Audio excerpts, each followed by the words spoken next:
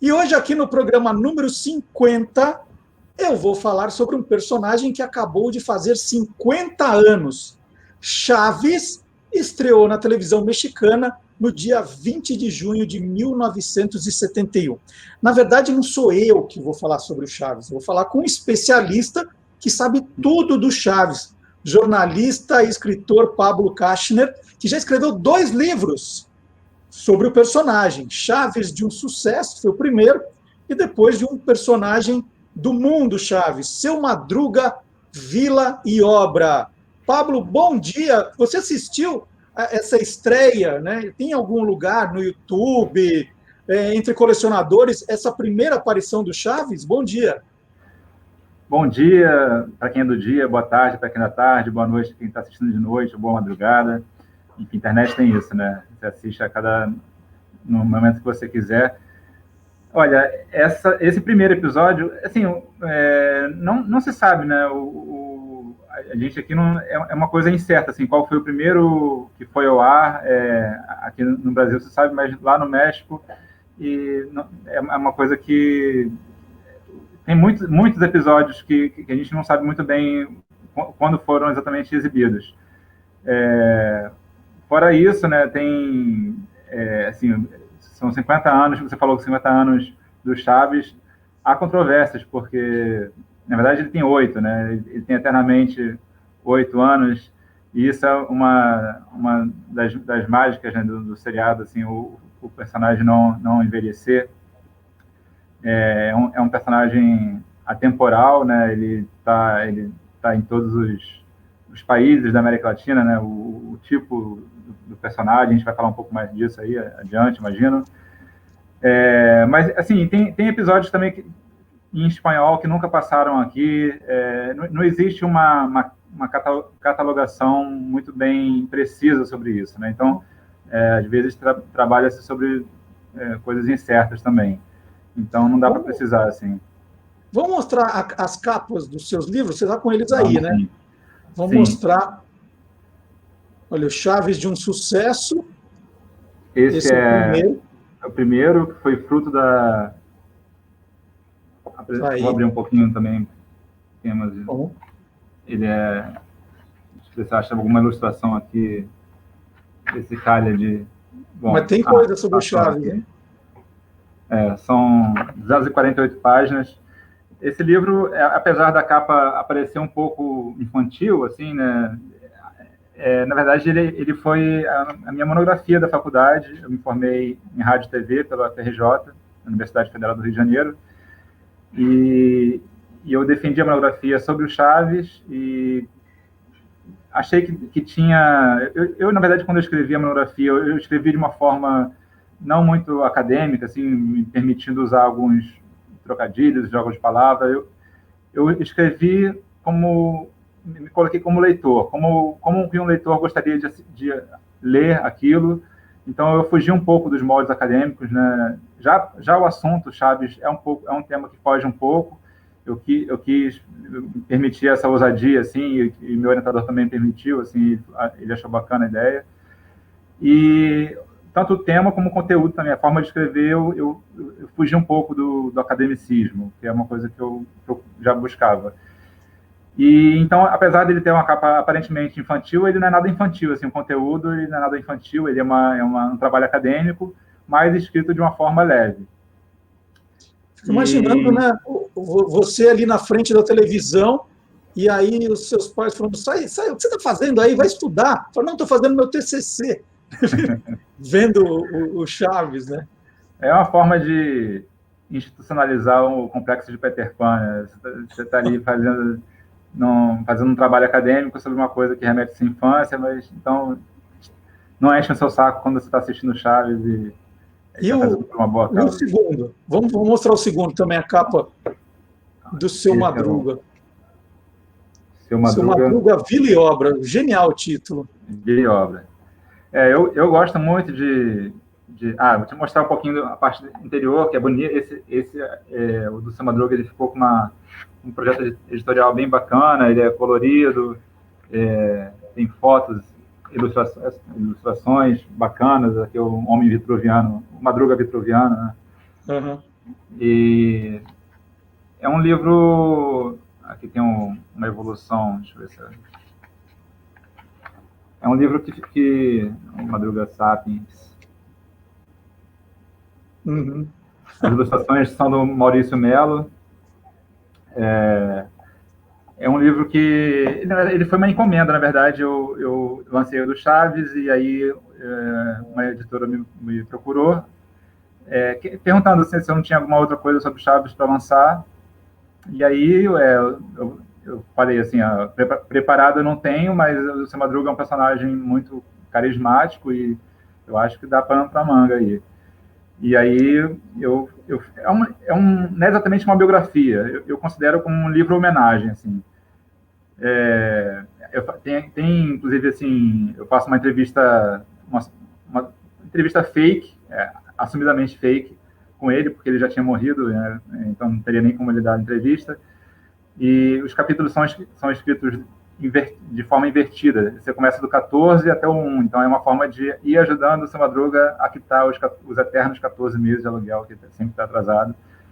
E foi bem divertido escrever, assim, eu me diverti pesquisando, é uma homenagem que eu fiz. Esse mundo, né, Pablo, do Chaves, acabou se tornando algo que foi atraindo os fãs, foram aparecendo os mistérios, a partir do momento que a gente assiste cada vez mais episódios, né?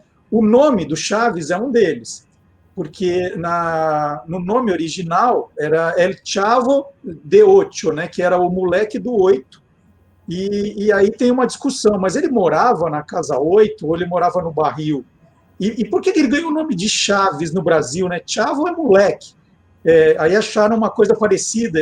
Aqui deve ser o único país do mundo que ele tem nome. Conta um pouquinho dessa questão dos mistérios, das curiosidades desse mundo. Pois realmente, em espanhol, Chavo é um nome para moleque, garoto, né? Um nome carinhoso, Chavone, Chavo. E Delocho, porque, em tese, ele mora no apartamento número 8. São essas coisas do seriado, assim, como que ele não tem dinheiro nem para comprar comida, mas ele, em tese, tem dinheiro para alugar um apartamento que seria o número 8. E muita gente acha que ele mora no barril, né? Mas ele, na verdade, ele mora nesse apartamento número 8, mas é uma dessas contradições da narrativa ali do seriado, que não precisa... É uma coisa que você...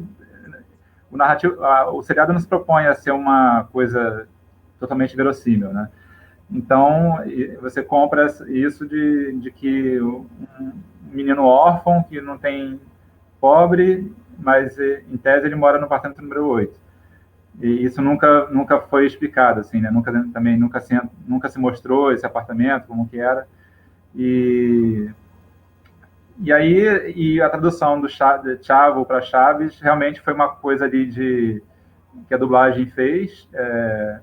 Em vez, poderia falar garoto do 8, mas acho que talvez não ficasse, né, ali na prosódia ali falando, ficasse um pouco diferente também na dublagem, né, o movimento de boca.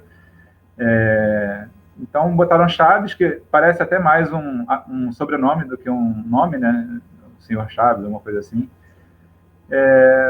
Mas o que importa é que caiu no gosto do público e se tornou esse fenômeno de audiência, né? 50 anos é uma coisa impressionante para, né, a televisão.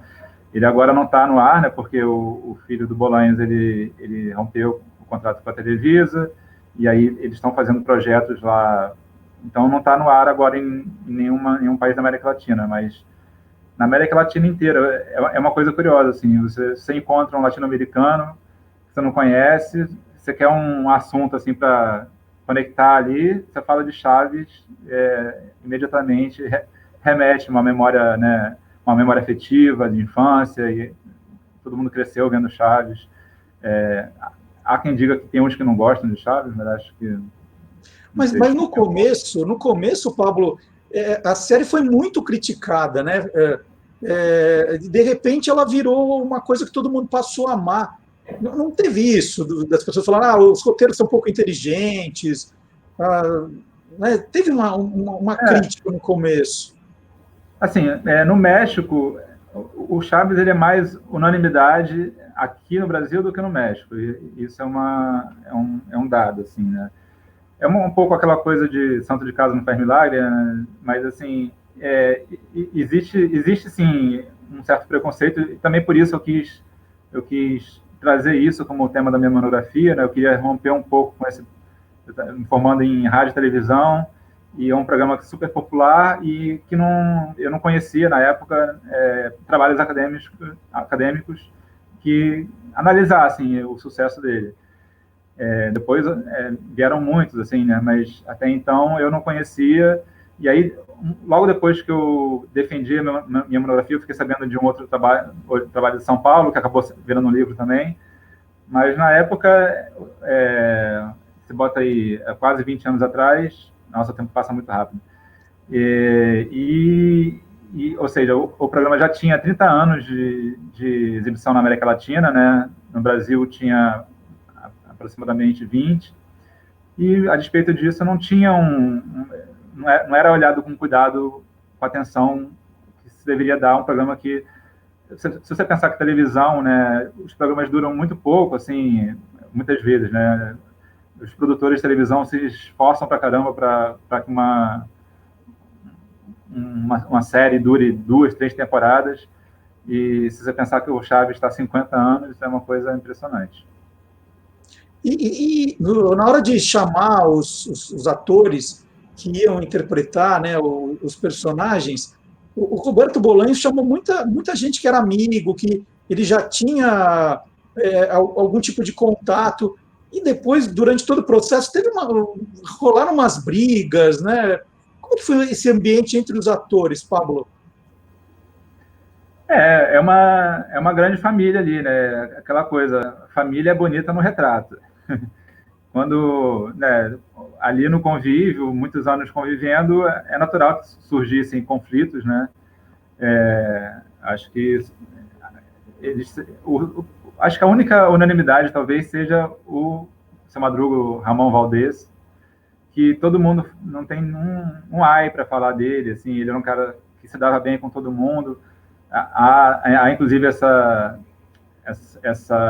narrativa de que ele era muito parecido com o personagem, né? O Ramon Valdez e o Seu Madruga eram amalgamados, assim, uma coisa não se separava muito da outra. Ele não muito interpretava um personagem, ele era um pouco ele mesmo, que era um cara muito carismático e consequentemente, o personagem também era. Assim como aqui no Brasil, um pouco do Mussum também seria uma comparação, assim, que é um cara que ele era um pouco, assim, por mais que o Mussum fosse militar, tal, ele tinha uma outra persona que era mais séria também, mas ele era um cara naturalmente engraçado, né? E o Ramon talvez também.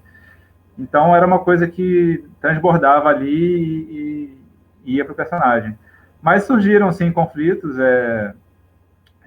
surgiram conflitos. Tem boatos também, né? Boatos que o Chaves, vou falar Chaves para o Bolanhos, Roberto Gomes Bolanhos, que é o ator e autor do Chaves. Há boatos de que ele teria se desentendido com o Kiko, que é o Carlos Villagrán, por conta do relacionamento com a Florinda. Porque antes, muita gente não sabe, mas antes da Florinda, vou falar para facilitar, tá? Mas são os atores da Florinda e do Chaves serem casados, a Florinda e o Kiko tiveram um relacionamento, eles namoraram. E acabou, depois, ela trocou o incesto porque a mãe, né, a mãe namorava o filho, né, a atriz que interpretava a mãe namorava o ator que interpretava o filho, para ficar com o Chaves. E aí tem boatos que falam que eles se desentenderam por isso, e depois também tiveram problemas de questão de direito autoral, que a Chiquinha, por exemplo, a Maria Antonieta de las Nieves, ela registrou o personagem, todos os personagens foram o Chaves quem criou. E aí, só que no México, a lei de direitos lá tem que ficar renovando de 10 em 10 anos, me parece.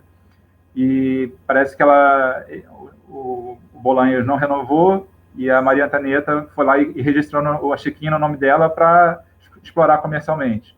não foi uma coisa bacana que ela fez, mas ela estava amparada pela justiça ali e tal, e aí realmente, de fato, houve um conflito entre os dois, ficaram sem se falar, e aí foi esse não é boato, esse é conflito mesmo, que esse foi registrado, digamos assim. Mas, assim, é uma grande família, assim, é uma trupe, né? Eles foram se formando meio que de uma forma improvisada também, não teve uma seleção, um casting, assim, para... a gente quer um personagem com tal perfil físico, e não foi muito assim, não. O Kiko, o Carlos Villagrán, ele era um fotojornalista, que aí, numa reunião, foram se conhecendo, e aí, na reunião, ele fez aquela bochecha dele, que só ele consegue incrivelmente falar e ter aquela bochecha. É natural, né? Ele não é que ele usa enchimento, nada disso. Não.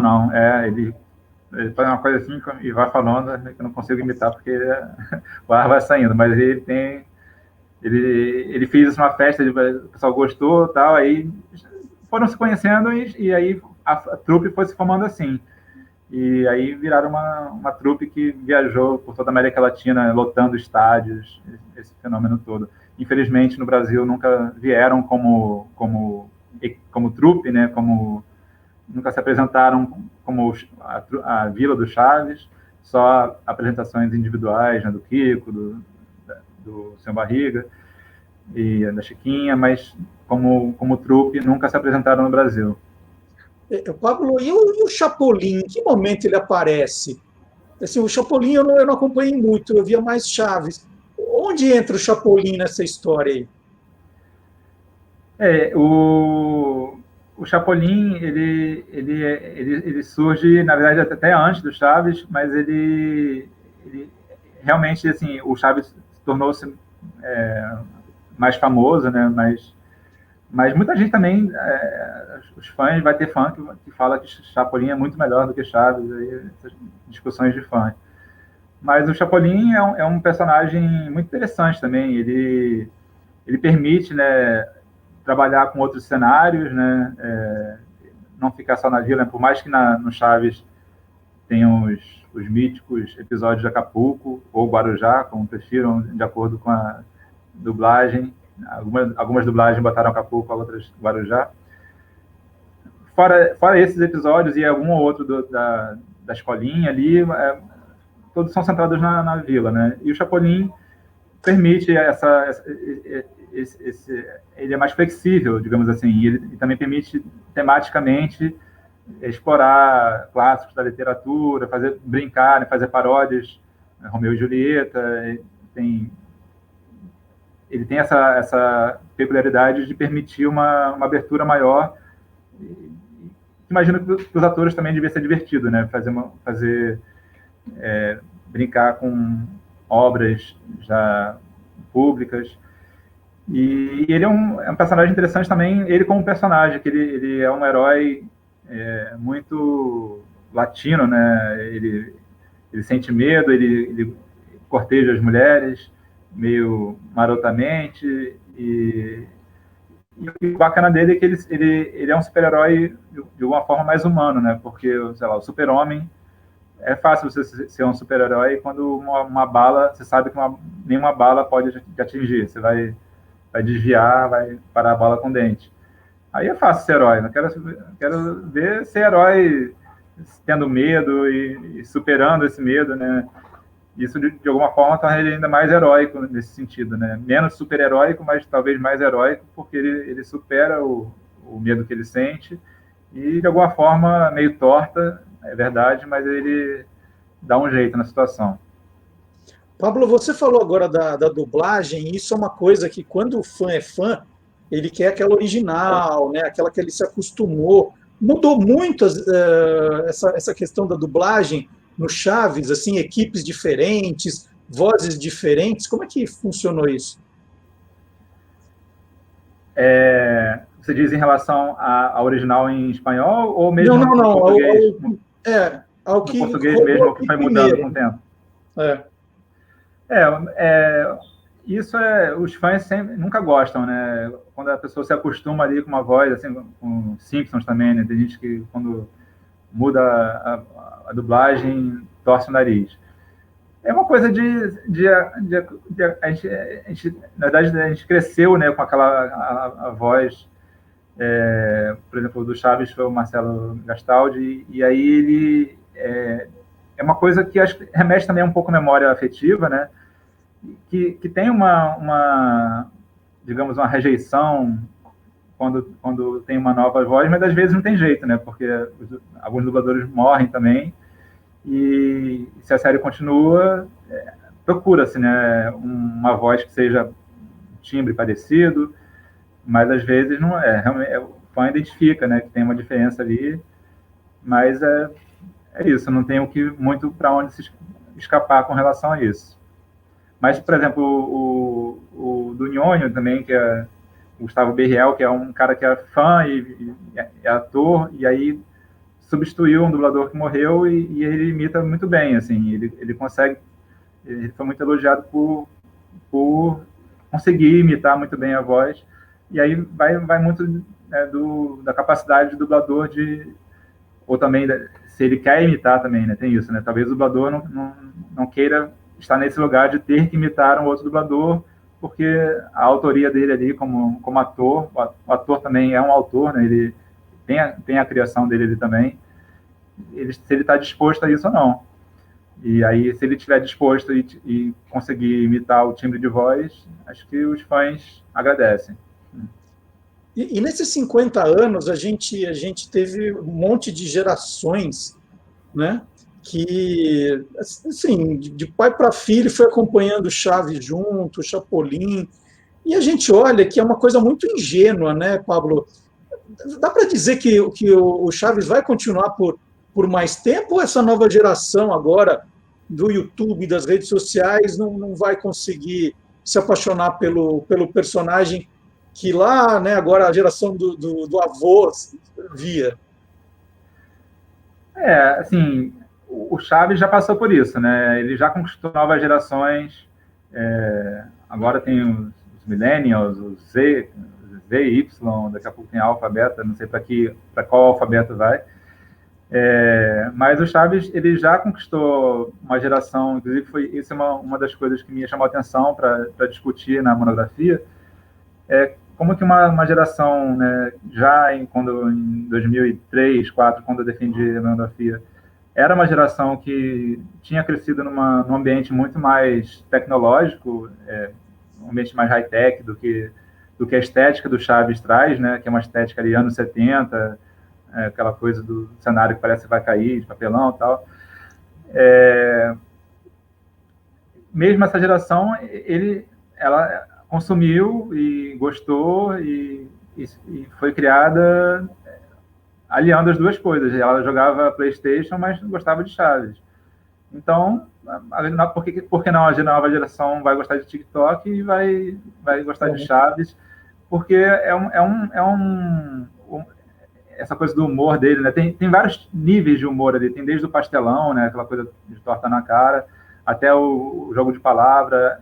Isso é uma grande chave também, uma das chaves desse sucesso, pegando o trocadilho do título do livro, que ele consegue atingir um público amplo, assim, né? Tanto que é um programa familiar, que, se você pegar um produtor de televisão, o sonho dele é conseguir isso, um programa que a criança de 4 anos assiste até o idoso de 80.